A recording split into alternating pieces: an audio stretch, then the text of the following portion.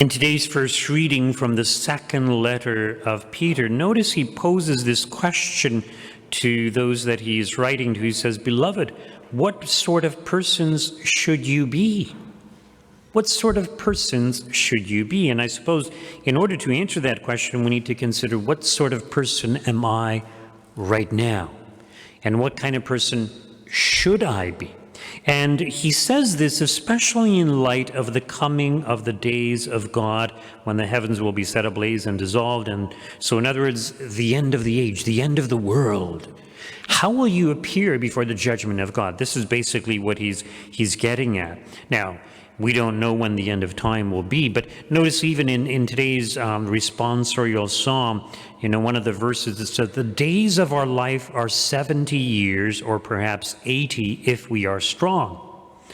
Even then, their span is only toil and trouble. They are soon gone, and we fly away." And as you know, as we tend to get older, time goes faster, which means we have less and less time left, and time is running out. So our ability, or the time we have left to change ourselves, to improve upon ourselves, is diminishing. And so we ought to take advantage of the time that we have right now. What sort of persons are we? What sort of persons should we be? And in today's gospel reading, these Pharisees and Herodians, they come to Jesus. They want to trap him by asking whether it's lawful to pay taxes to the emperor or not. Now, it's important to keep in mind that the Jewish people were under Roman occupation. And, it wasn't their choice to be under Roman occupation. And some of their freedom as Jewish people were restricted by the Romans, so they very much despised the Romans. So paying taxes to, some foreign invader, nobody wants to do that. And in fact, the reality is nobody likes to pay taxes, even when it's your own government, right? So they really despised the Romans. And you see the trap. It's important to understand what the trap is. If Jesus were to say, yes, pay taxes to Caesar, then they would just tell the Jewish people, look, he supports the Romans. He doesn't really support our freedom. He doesn't really support our religion. He doesn't support the Jewish people. He wants us to be subservient to the Romans, who are pagans, right? So this is what they would do. On the other hand, if he were to say, no, don't pay taxes to the emperor, to the Romans, well, they would report him to the Romans and say, look, he's telling the people not to pay taxes. They're going to arrest him, right? So this is the trap. But our Lord's response is very, very appropriate. And, he asks them, whose image is this? And they say, it's the emperor's. And then he says, well, give to the emperor the things that are emperors, and to God the things that are God's. In other words, we have the image of God stamped on our soul. We are created in the image of God. And the reality is that we all belong to God. So we ought to give ourselves completely to God. And, how do we live our lives? And how do we live our lives both in regards to the emperor and in regards to God is a question that we ought to ponder today, because, yes, we have an obligation to pay taxes. We don't always agree with how our taxes are being used. Our taxes are being used to fund abortions. Our taxes are being used to fund, transgender surgeries, the mutilation of young children. Young teenagers, this is clearly not a good thing. So what kind of citizens are we? St. Peter is saying, what sort of persons should you be? Both in regards to being a citizen of the world and in regards to being a child of God.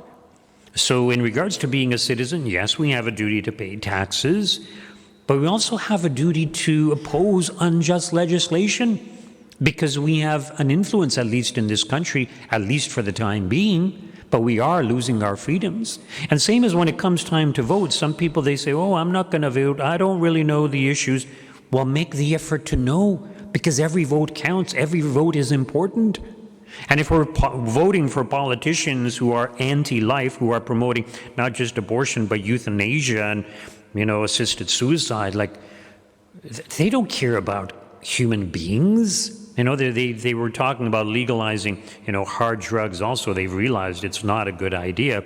So hopefully that's not going through. But, they've legalized marijuana. Like, it's so bad. Like, these governments are so bad. But we keep voting, or many people keep voting for the same politicians, the same corrupt politicians. And there's clearly something wrong there. Clearly not good citizens who are doing these things. So we shouldn't just be concerned about our own tax break, for example, but we need to be concerned about everyone in society. And if government officials don't respect human life from the very first moment of conception until natural death, they don't care about you. They just care about your votes. And they'll do whatever they can to get your votes. And we need to be smart enough to be aware of their trickery, their deceitfulness, and not vote for those crooked politicians. Very, very important. So we need to be good citizens, yes, and we need to take our role as citizens seriously because, as I mentioned, every vote counts, and we all influence each other.